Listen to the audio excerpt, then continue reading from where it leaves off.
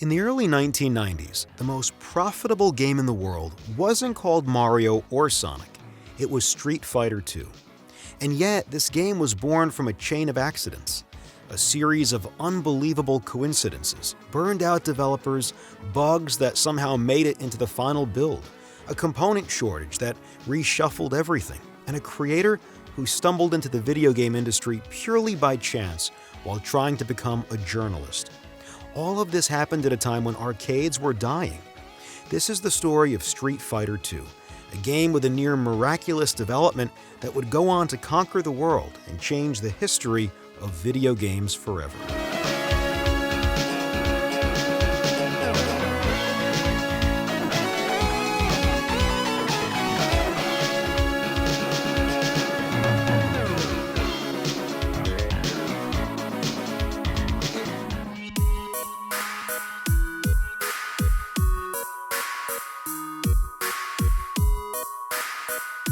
In the early 1980s, a young Japanese man named Takashi Nishiyama had just finished his communication studies and wanted to become a journalist. But he struggled to find work. At the same time, the video game market was booming in Japan, driven by the massive success of Space Invaders. Game centers were popping up everywhere, and after playing these games, Nishiyama found the experience fascinating. He soon got hired at a new company called IREM, not far from where he lived.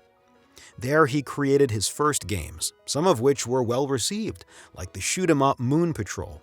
But more importantly, he created a true arcade pillar with Kung Fu Master, one of the pioneers of what would later be called beat-em-ups.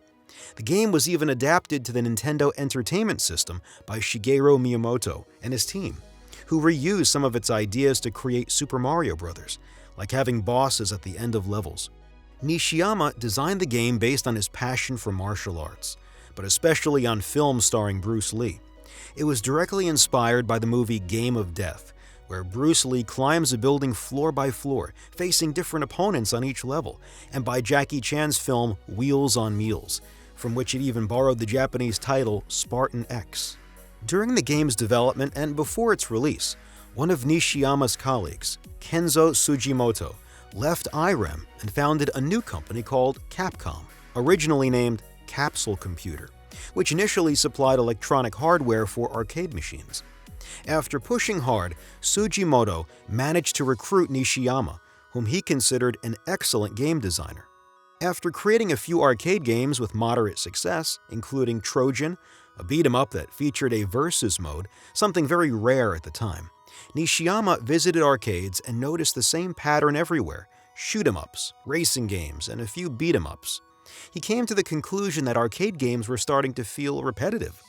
So during a meeting at Capcom, he pitched a completely new idea: a massive, flashy arcade cabinet that would capture the feeling of martial arts. Management was hesitant. It would be very expensive, but at the same time, Capcom had just realized that Sega and Namco, the arcade giants of the time, made most of their money by selling large arcade machines, so they gave the green light. Nishiyama got to work and brought in Hiroshi Matsumoto, who also had a passion for martial arts, as a designer on the project without having any idea of the nightmare development that awaited them. At first, they sat down and thought about how to capture the essence of martial arts in an arcade machine, and they came up with several ideas. It would be a one-on-one duel, either against the computer or another player. What they loved about martial arts was the wide variety of moves depending on the discipline. And Nishiyama absolutely wanted the machine to require physical effort from the player, so it would truly feel like martial arts, inspired by electronic machines where players had to break bricks with their bare hands. The wide variety of moves led to the idea of having many different characters and confronting different fighting styles. That's how 12 characters were created, which was huge for the time.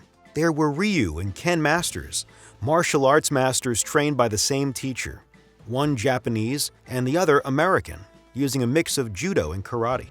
There was Geki, a ninja, Retsu, a fallen monk, Mike, a boxer, Joe, an American kickboxer, Lee, a Chinese kung fu master, and Birdie, a British street brawler.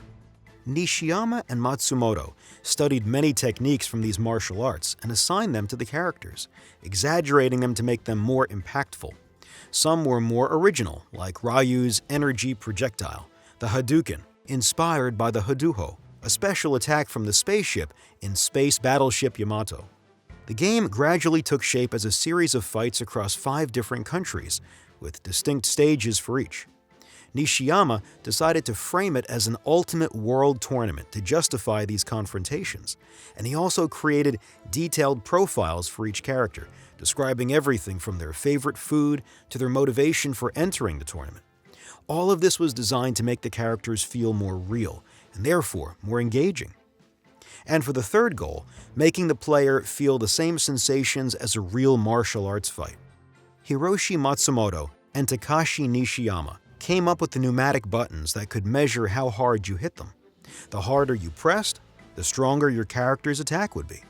These inputs also had to be combined with precise joystick motions to perform special moves, what we now call quarter circle inputs, which seem to have been designed specifically to prevent players from pulling them off by just mashing buttons. They also helped sync the player's input with the character's animation and made up for the lack of buttons, since the cabinet only had 2 large pneumatic pads. But Capcom was still a small studio at the time, just starting to build its own arcade cabinets, and didn't have the experience to design something like this. So they reached out to Atari in the United States and asked them to handle the pneumatic system and cabinet design, a process that ended up taking several months. And that's when the nightmare began. While Atari worked on the cabinet, the development team had to keep building the game, but to test the controls, they only had access to an unprotected prototype of those pneumatic buttons. After repeated testing, they ended up literally smashing their hands against the machine over and over again, adjusting and retesting each time until their hands were swollen. And it got worse. The person in charge of programming the cabinet wasn't even a real programmer. He was a systems engineer, put on the project simply because no one else was available, and he didn't really understand programming. As a result, Matsumoto had to handle the character programming and animations himself, frame by frame, which was incredibly slow and exhausting. I mentioned this in my video on id Software for Doom. The team used a wax model and photographed it from multiple angles to create animations, because on Wolfenstein 3D, they had to animate everything by hand, frame by frame, which they described as torture. But here, it was even worse. There were far more characters and animations to create. It was a nightmare. Nishiyama and Matsumoto pulled all-nighters, pushing themselves on the brink of exhaustion. The project fell far behind schedule, and several parts of the game had to be cut. As Nishiyama later recalled, "We really wanted to make all the characters playable, and we had a lot of other ideas to improve the game. But unfortunately, between budget cuts and the major delays, we could only make Ryu and Ken playable." Nishiyama would later describe the finished game as only about 70% of his original vision, disappointed that he couldn't take it further. The cabinet designed by Atari was approved. It was massive, featuring a 26-inch screen, about 40% larger than standard arcade displays, 2 large pressure-sensitive buttons, and enough space for 1 or 2 players. In August 1987, the arcade machine was finalized under the name Street Fighter. It was tested across several regions, and the player response was quite good. But what stood out was that the pressure-based controls were simply too exhausting. Players liked the machine, but didn't have the stamina to play for long, and more importantly, Capcom learned that some players had actually injured themselves using it. Fearing potential lawsuits, they forced Nishiyama to change the controls, something he saw as a personal failure. So Nishiyama went back to the drawing board and came up with a new control scheme, an 8-direction joystick paired with 6 buttons. Capcom wasn't on board. They just wanted a simple setup with 2 buttons and a joystick to keep things accessible. But Nishiyama argued that 6 buttons were actually more intuitive, 3 for kicks, 3 for punches, each with light, medium, and heavy variations. It was rejected at first, but he fought hard against the marketing department who didn't want it and eventually got his way. Very quickly, this simpler and cheaper version replaced the original, and as soon as it did, the game became a notable success. Arcade operators even ranked it as the most popular arcade cabinet in Japan in January 1988, far from the failure it is sometimes portrayed as. It also reached the top 10 in the United States and hit number 1 in the UK in August 1988, according to CoinSlot magazine. The Street Fighter franchise was born. The game was ported to many different systems, including the ZX Spectrum, Commodore 64, MS-DOS, Amiga, and PC Engine under the name Fighting Street. Players loved the characters, each with detailed backstories, something that really set the game apart. They loved that special moves weren't documented. You had to discover them by playing, which led to all kinds of rumors and urban legends. They loved being able to face off against friends, the challenge of certain fights, the depth of the moveset, and the unpredictable patterns of the AI. A niche group of players fell in love with the game and the emotions it delivered, something they couldn't find anywhere else. Unfortunately, the success didn't last. After bringing in some money for Capcom, the game gradually disappeared from arcades both in Japan and the US. But what no one could have imagined at the time was that Street Fighter was about to rise from the dead and take over the world, all thanks to an unexpected bug.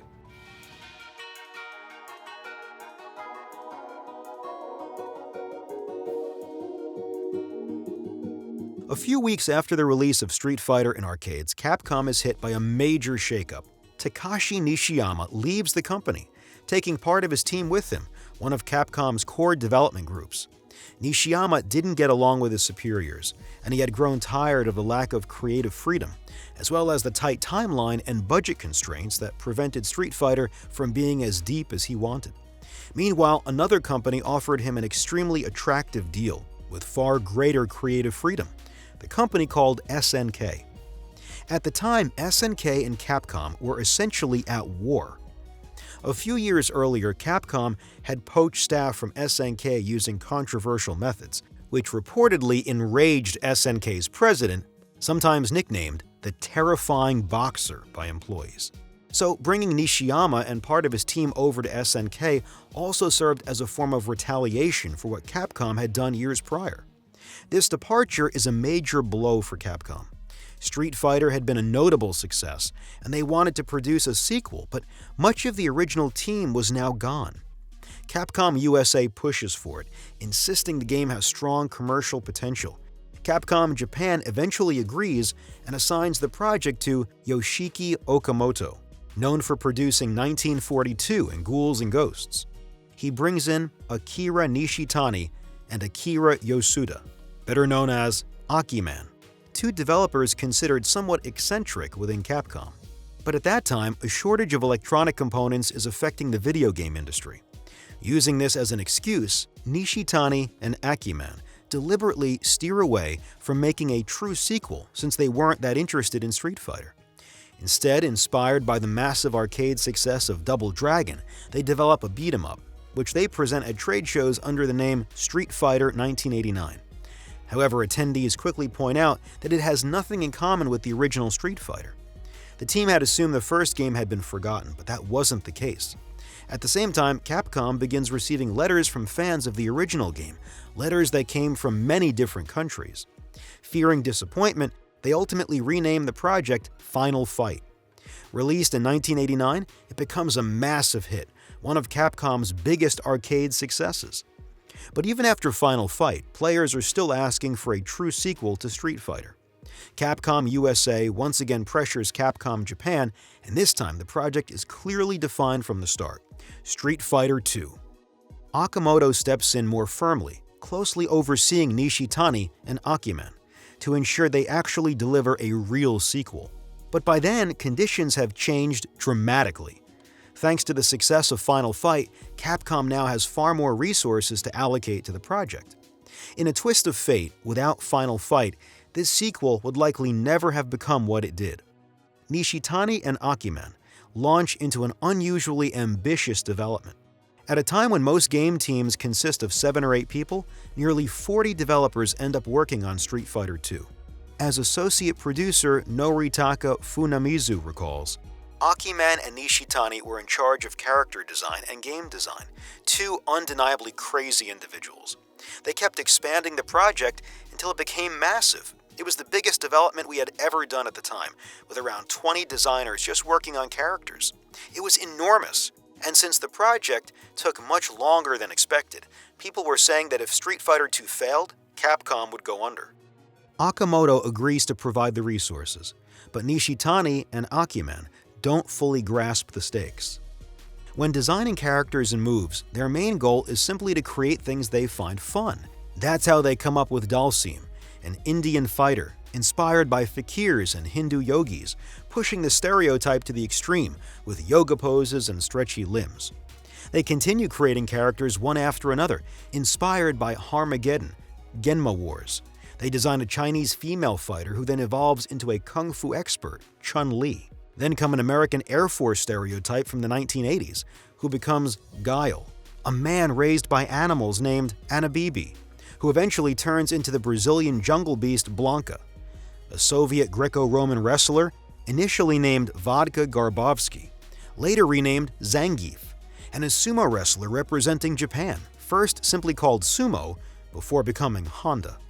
They also bring back characters from the original games such as Ken and Sagat, bringing the roster to 7 playable figures and 4 bosses. In the design documents, 2 elements remain, a ninja in the abilities column and Spain in the countries column. So, amused by the idea, they combine the two and create a Spanish ninja. When Akiman checks back in with the character designers, he pushes them to go even further with cliches and stereotypes, to hold nothing back. So they followed his lead. Blanca turns bright green. Honda adopts the ceremonial makeup and attire of sumo wrestlers, and one character evolves into a boxer inspired by Mike Tyson. Akiman wants every character to be instantly recognizable, distinct, and so exaggerated that they leave a strong impression. But more importantly, he wants each of them to have their own unique gameplay. That's how Zangief, the wrestler, is given a wide variety of grappling moves. Honda charges forward with headbutts and attacks using his palms. Dalsim keeps opponents at a distance with his stretching limbs, calmly meditating while frustrating them. The boxer only uses his fists and corners opponents like in real boxing. But designing this level of uniqueness for all 12 characters takes an enormous amount of time. As Noritaka Funamizu recalls, "We spent hours and hours studying all the possible moves from the different fighting styles of each character, then tried to make them more spectacular by exaggerating them as much as possible. For some characters like Blanca, it was even harder since they weren't directly based on real martial arts. We kept changing things over and over. We were going crazier and crazier. It felt like we were going in circles and would never finish. The work on the characters took an unbelievable amount of time." Meanwhile, Akira Nishitani keeps repeating the same thing. The most important aspect is animation. The characters need to feel alive, which means drawing every single frame of every animation for every move by hand. It's absurd. That's why there are 20 designers on the project, and even with that many people, with moves constantly being reworked, development turns into a nightmare. The project drags on and on. While all this is happening, Akiman surprises everyone. He approaches his superiors and, in a dead silent room, announces that he wants to reuse the same control system as the early versions of Street Fighter, the pressure-sensitive punch buttons that had quickly been abandoned. "I really wanted to use those pressure buttons, but no one would let me. I kept insisting because they made fights more engaging, but in the end, the cabinet would have been too expensive and difficult to maintain, so it was rejected. But I also found joystick controls difficult, especially for performing special moves with those circular motions.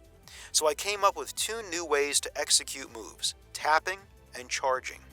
Akiman has just invented something fundamental: new ways to control characters.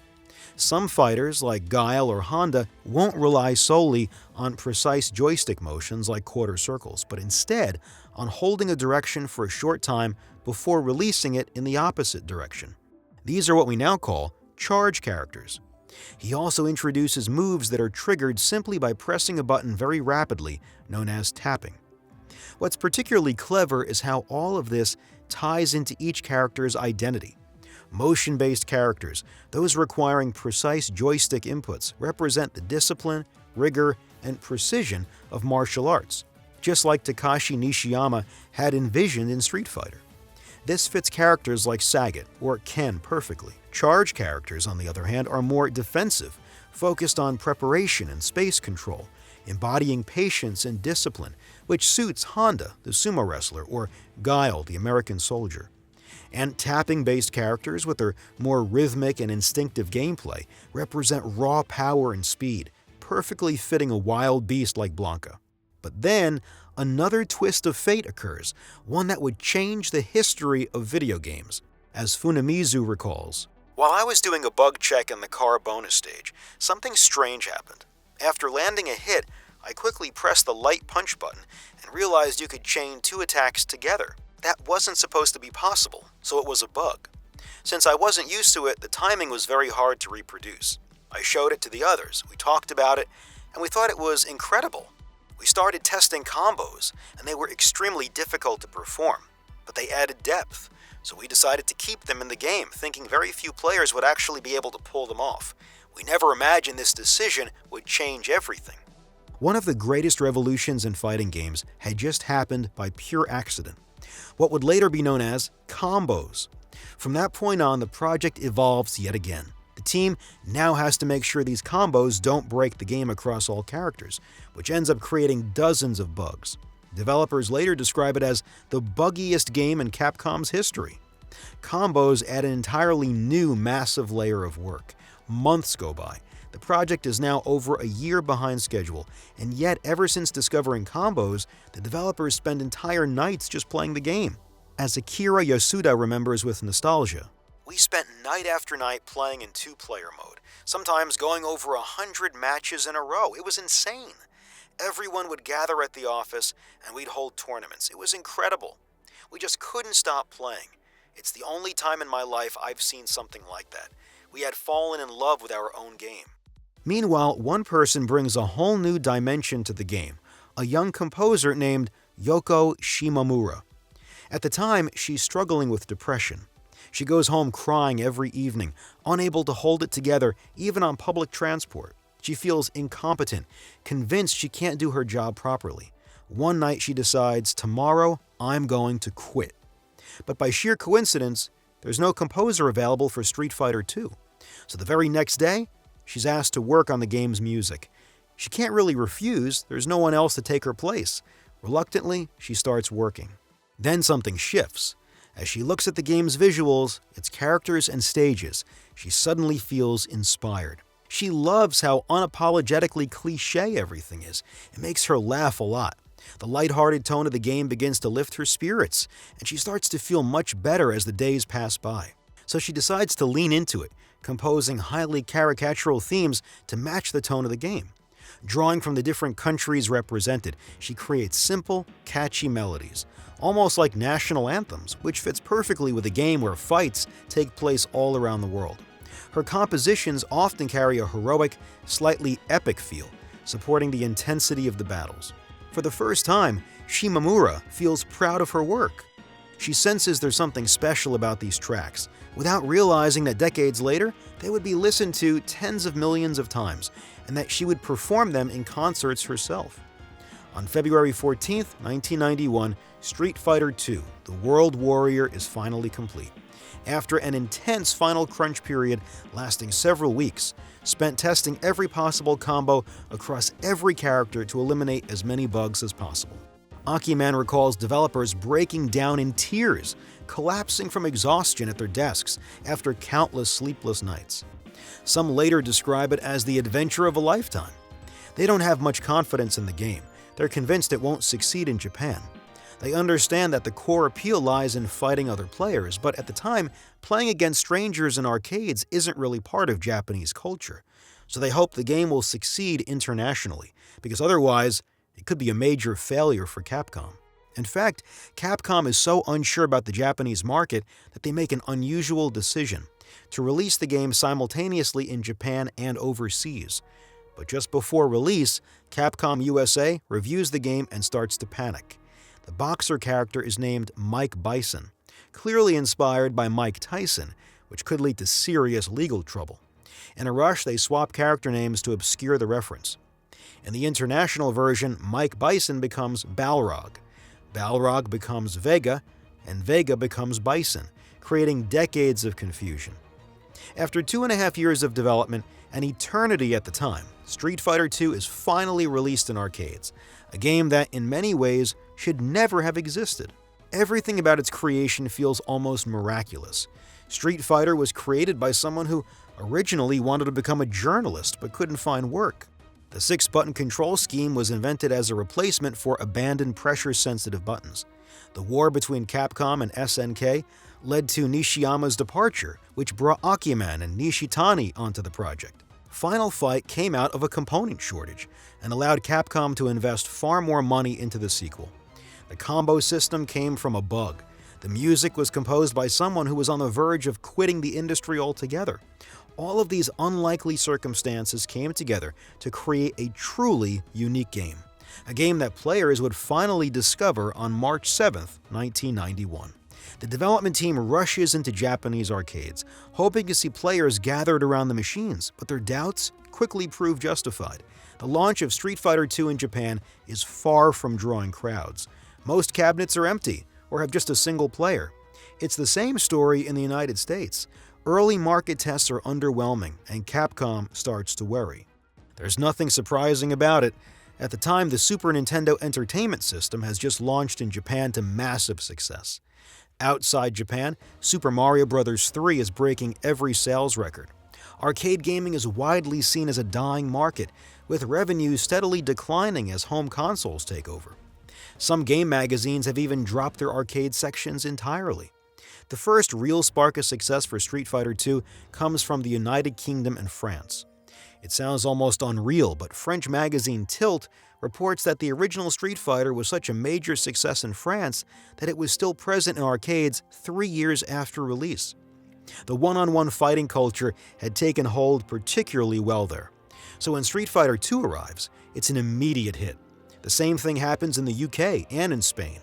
Western Europe embraces the game right away, even though the arcade market there is smaller than elsewhere. Then, in the United States, about a month after release, word of mouth begins to spread. Suddenly, Street Fighter II explodes in popularity, catching even Capcom off guard. Arcades are flooded with players, spending hours dueling complete strangers. As Capcom ramps up supply to meet demand, things escalate even further. Lines start forming in front of the machines, which is rare, and week after week, the phenomenon grows. It's remarkable. Street Fighter II brings American players back into arcades at the exact moment the Super Nintendo is launching in the country. GamePro reports arcades with as many as 8 Street Fighter II machines in a single location, whereas most games usually have just 1 or 2. In Japan, Capcom actively encourages players to fight each other. Even though playing against strangers isn't part of the culture at the time, they push for it, and gradually, it takes off. Within a month, the game goes from not even being in the top 10 to becoming the #1 arcade game in Japan. It ends up reshaping social habits as thousands of players start competing against strangers every day, forming strong bonds through the game. Very quickly, Street Fighter II machines start appearing everywhere: cafes, bars, hair salons, pizzerias, restaurants, hotel lobbies, airports, bookstores, even bakeries. Some players even buy their own arcade cabinets to have the game at home. Japanese press reports that some employees quit their jobs to open arcades dedicated entirely to Street Fighter II. The phenomenon is unprecedented. At a time when arcade gaming is supposedly dying, Street Fighter II takes over the world in a way no arcade game ever had before. David Snook, founder of the highly respected Coin Slot magazine and an arcade publisher himself, writes, "I've been in the arcade business for 25 years and I've never seen a game with an impact as great as Street Fighter II. It even surpasses Space Invaders." John Sturgides from Electrocoin confirms, "We've been distributing arcade machines since 1976, and this is without a doubt the most popular arcade game of all time. We've already delivered 8 cabinets to some arcades. Usually, they take 1 per game, maybe 2 if it's exceptional. Here, they're taking 8. Capcom organizes official tournaments. In Japan, the All Japan Street 2 Championship is initially planned for 128 players, but due to overwhelming demand, it has been expanded to 512 participants, selected by lottery. The demand is so intense that tournaments are held almost every month across multiple Japanese cities, drawing thousands of spectators, something unheard of in 1991. In the United States, It's the same story. Multiple official tournaments are organized across different states, further boosting the game's visibility. The success is so massive that magazines are forced to dedicate space to arcade games again, and journalists describe the game using the most extreme superlatives. Electronic Gaming Monthly calls it a perfect game, the greatest arcade game ever made. Player One describes it as something beyond a myth, the most iconic arcade cabinet in history. Market analysts report that Street Fighter II captures 60% of the global arcade market, meaning a single game controls more than half of the entire industry. It generates over $1 billion in 1991 alone, making it the most profitable game in the world, ahead of console hits like Sonic the Hedgehog and Super Mario World, both released the same year. Street Fighter II has done the unthinkable. Why was the game so insane? How did an arcade game manage to pull off such an incredible feat in a dying market? Street Fighter II had everything going for it at the right moment. First of all, it simply looked better than anything else around it in arcades. The character animations were extremely polished and matched each move perfectly. The stages were vibrant and full of life with constant background animations. The music elevated the fights. Naturally, it grabbed attention the moment you walked into an arcade.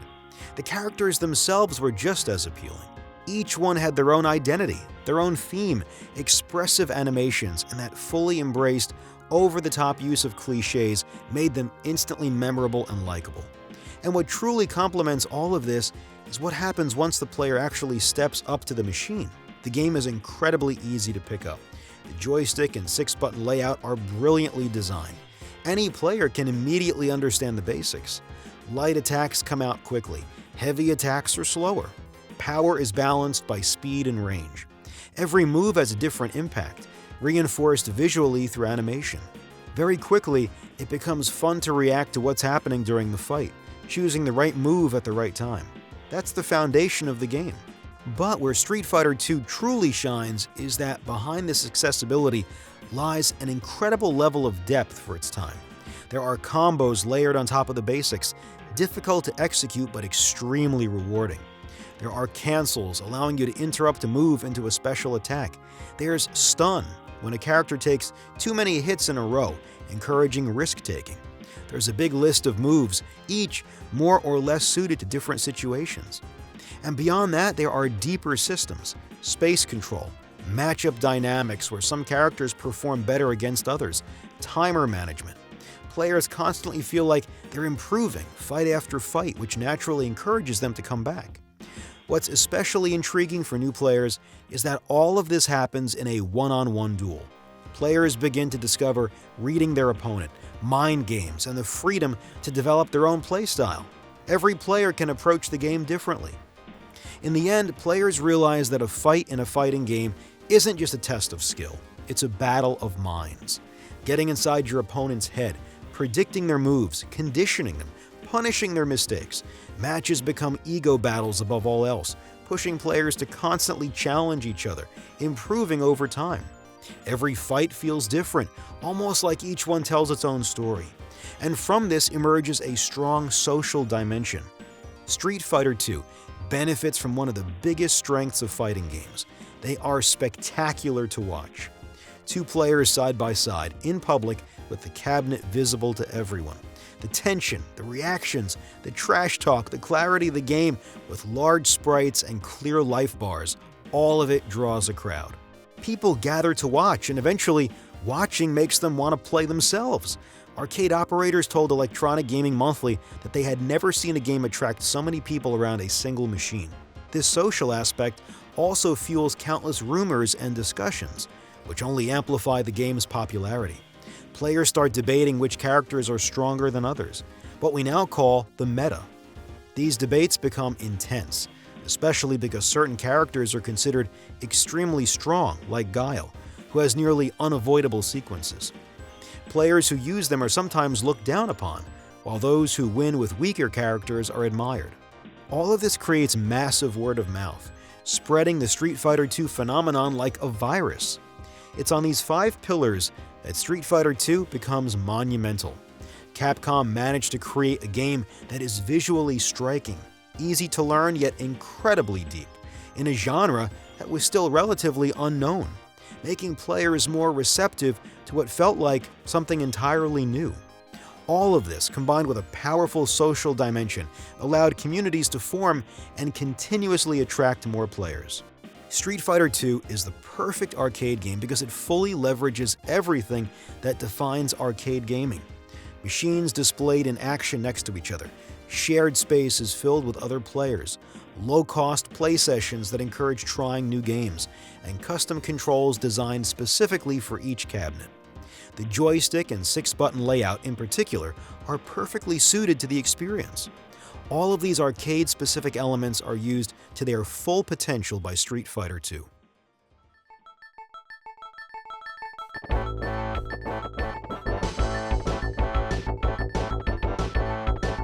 A new challenge now awaits the game. All the unique advantages of arcades disappear. On June 10, 1992, Street Fighter II arrives on the Super Nintendo Entertainment System in Japan, and the phenomenon grows even bigger.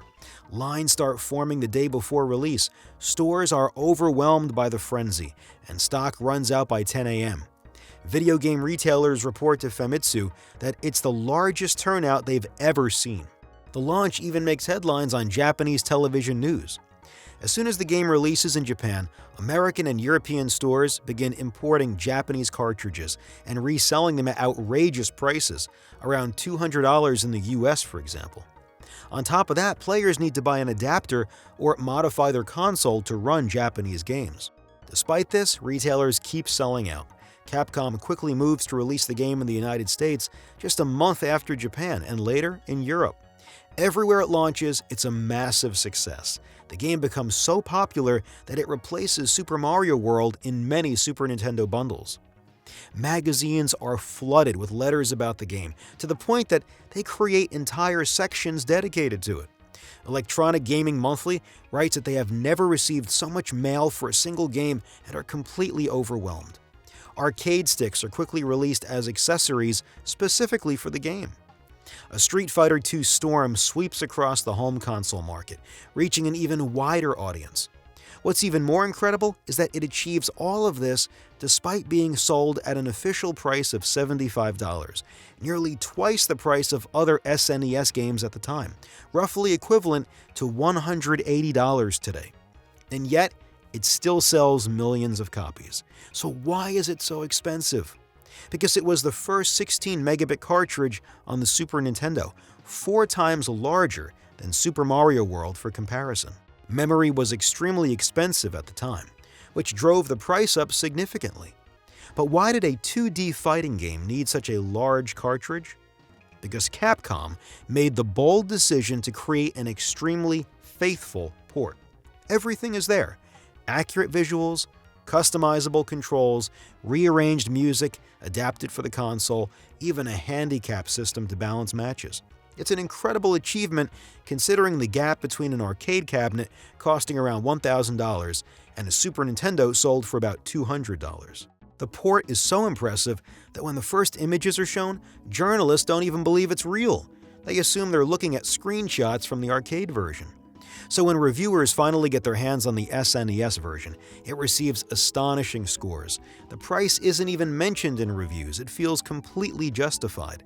It's named Game of the Year almost everywhere, even Game of the Century by some. It's described as a system seller, a game that alone justifies buying a Super Nintendo.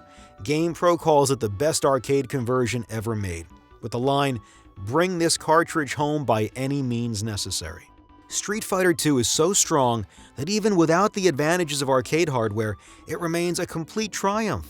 This success is accompanied by one of the biggest urban legends in gaming history, Sheng Long. When Ryu wins, he says, "You must defeat Sheng Long to stand a chance against me," which makes it seem like a hidden character exists in the game. In April 1992, Electronic Gaming Monthly publishes images of Sheng Long, along with instructions to unlock him. Finish the game with Ryu without taking a single hit. Defeat Bison with the timer, and repeat this 10 times in a row, an absurdly difficult challenge. The magazine's hotline is flooded with calls to the point of crashing. Later, Electronic Gaming Monthly admits it was an April Fool's joke. hinted at by hidden initials in the text and the ridiculous difficulty of the challenge. The images themselves were created using then new software Adobe Photoshop, but the impact of the rumor is enormous. At the time, many players genuinely believe Shenlong is real. His name even starts appearing in official Street Fighter II merchandise. Eventually, this myth contributes to Capcom creating a very similar character named Gouken. And all of this originates from a simple mistranslation. Shenlong is actually a misinterpretation of Ryu's Shoryuken. It becomes one of the greatest urban legends in video game history, perfectly illustrating the scale of the Street Fighter II phenomenon, where even a simple translation error could spiral into something massive. Meanwhile, Capcom's developers are being flooded with feedback. They receive tons of letters every day, and some players even show up at Capcom's headquarters to beg them to change certain moves or make the bosses playable. So in March 1992, Capcom releases a new arcade version of Street Fighter II called Dash in Japan and Champion Edition elsewhere.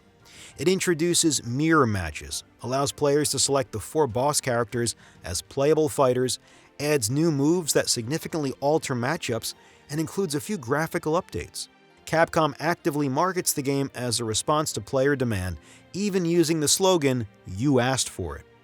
This Champion Edition also benefits from a new arcade setup, Versus cabinets.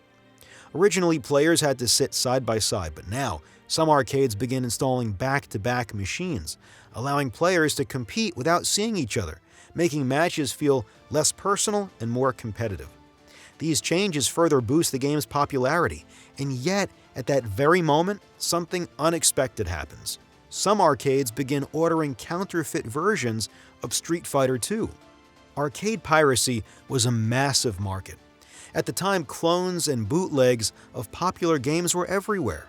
Arcade cabinets were extremely expensive, so in less developed regions, operators simply couldn't afford machines costing over $1,100. As a result, places like Hong Kong, with its lax copyright enforcement, Taiwan, much of South America, and China became hotspots for bootleg production. With the massive success of Street Fighter II, piracy reaches an unprecedented scale. The game is often described as the most pirated arcade game of all time, with well over 100,000 illegal machines in circulation. Capcom launches legal actions around the world to protect its intellectual property, often with limited success. What's unusual, however, is that some of these bootlegs make their way into Europe and the United States. Some even become famous, like the Rainbow Edition or the Black Belt Edition. These versions make the game far more chaotic, with teleporting characters, fireballs flying everywhere, and entirely new moves. Naturally, they attract players. And then there's the classic turbo chips, hacks used across many arcade games, where modified chips installed on the motherboard increase the game's speed, once again drawing in players more and more.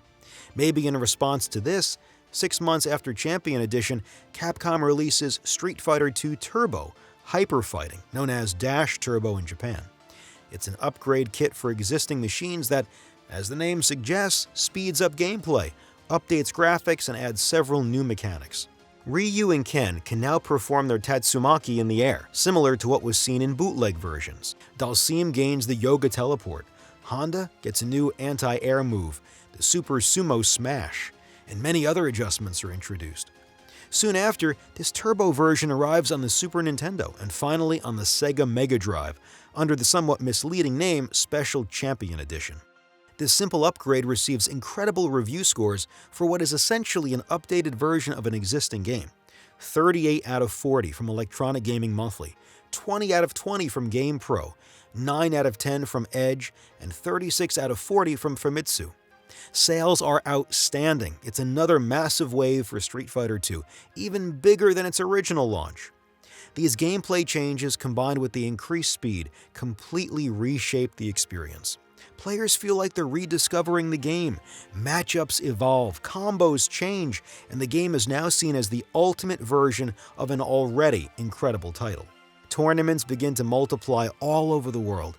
In Japan, a full competitive circuit emerges, with a national tournament spanning several months. The final stages take place in Tokyo's prestigious Sumo Arena, in front of thousands of spectators, with live commentary and even concerts between matches. The event is broadcast on multiple Japanese television channels. The phenomenon extends far beyond the game itself. Festivals featuring the characters are held in major Japanese cities. A collectible card game is released. There are figurines, toys, manga, comics, and ports of the games on platforms like the PC Engine and various home computers. Capcom even announces an animated film, Street Fighter II: The Animated Movie, along with a live-action movie adaptation starring Jean-Claude Van Damme. By 1993, the Street Fighter II phenomenon reaches its peak. Market analysts report that the franchise generates around $1.6 billion in revenue that year alone, making it the most profitable entertainment product of the year, ahead of Jurassic Park. But by the end of 1993, something strange happens. At the amusement machine show in Chiba, Capcom unveils yet another version of Street Fighter II, titled Super Street Fighter II: The New Challengers. It introduces 4 new fighters: Cammy, DJ, Fei Long, and T-Hawk, along with some gameplay additions, including a tournament battle mode that allows up to 8 cabinets to be linked together for organized competitions. But from the moment it's announced, the reaction is divided, and when the game finally releases in arcades, and later on consoles, the backlash only grows stronger. Electronic Gaming Monthly, longtime fans of the series who had previously given near-perfect scores to every version, dedicate an entire editorial titled "No More Street Fighter II." They point out that this is already the 4th version of the same game in less than 2 years, and go on to describe Capcom as one of the most procrastinating companies in the industry. How many Street Fighter II games are you going to make before releasing Street Fighter III? For console players, the situation is even worse. They're tired of buying the same game over and over again, and confused by the growing number of versions. On top of that, Super Street Fighter II is less well received for gameplay reasons. First, it returns to the original game speed, which disappoints players who had grown used to the faster pace of the turbo versions. Second, it modifies certain moves, making some combos harder to execute. The new features and graphical improvements aren't enough to make up for it. Even GamePro, which had given perfect scores to previous versions, calls it an unwelcome step backward. So, what was happening at Capcom that kept them stuck on Street Fighter II? Noritaka Funamizu later told Edge, "After the explosion of Street Fighter II, Capcom suddenly became a much bigger company, and we needed to sustain that growth or risk collapsing under our new expenses. So we were constantly asked to create new versions of the game, which were cheap to produce but generated huge profits." And so, just 5 months after Super Street Fighter II, Capcom releases Super Street Fighter II Turbo, known as 2X Grandmaster Challenge in Japan. This version increases the game speed again and introduces a super meter, giving each character access to a powerful super move. It also adds a hidden boss, Akuma, along with more new moves. But despite these additions, the damage has already been done. Fatigue begins to set in. The game is no longer as celebrated or respected. Tournaments become less frequent. Street Fighter II is no longer the highest-earning arcade game. In the United States, it's overtaken by Mortal Kombat, and in Japan by Virtua Fighter. Meanwhile, Takashi Nishiyama and Hiroshi Matsumoto at SNK have produced a whole lineup of excellent fighting games, capturing a significant portion of the audience. Super Street Fighter II sells 3 times less on the Super Nintendo than the original version. Then at the end of 1994, the Sega Saturn and PlayStation are released, and soon after, launched worldwide. Console players discover 3D gaming. 3D fighting games quickly overshadow Street Fighter. Titles like Tekken and Virtua Fighter become some of the best-selling games of the era. It's incredible how fast trends move in the 1990s. In just a few months, Street Fighter II goes from being the most profitable entertainment product in the world to being seen as outdated.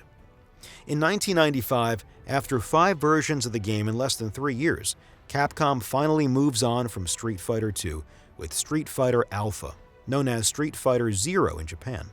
But both its critical and commercial reception are nowhere near the madness of Street Fighter II. At that point, it becomes clear Street Fighter II has taken its final bow, leaving behind a massive void, one that Capcom will struggle to fill, never missing an opportunity to release yet another version of the game. Street Fighter II is the symbol of an era. Its unprecedented popularity, seemingly coming out of nowhere, allowed it to leave a mark on video game history like very few games before it. It turned a simple arcade cabinet into a global cultural phenomenon. On consoles, if you combine all its versions, it becomes the best-selling Super NES game of all time, just behind Super Mario World, which was bundled with most systems. It remained the #1 arcade game for 2 full years, something extremely rare in a time when the industry was evolving rapidly. The game's characters became true video game icons. Their voices and sound effects still echo in players' minds, especially since the series remains popular to this day, notably after the resurgence brought by Street Fighter IV. Co-developed by Dimps, the studio founded by Takashi Nishiyama and Hiroshi Matsumoto, the same people behind the original Street Fighter 30 years earlier. Because yes, 1995 marks the end of Street Fighter II, but it's only the beginning of the incredible story of versus fighting games. Street Fighter II is one of the most important games in video game history. It redefined what a video game could be and introduced a new language, one of duels, practice, mastery, reading your opponent, reflexes, and instinct. It convinced millions of players around the world of the appeal of fighting games and the depth they offer. It showed that a video game could be more than simple entertainment. It could be a space for expression, rivalry, and spectacle, with tournaments broadcast on television.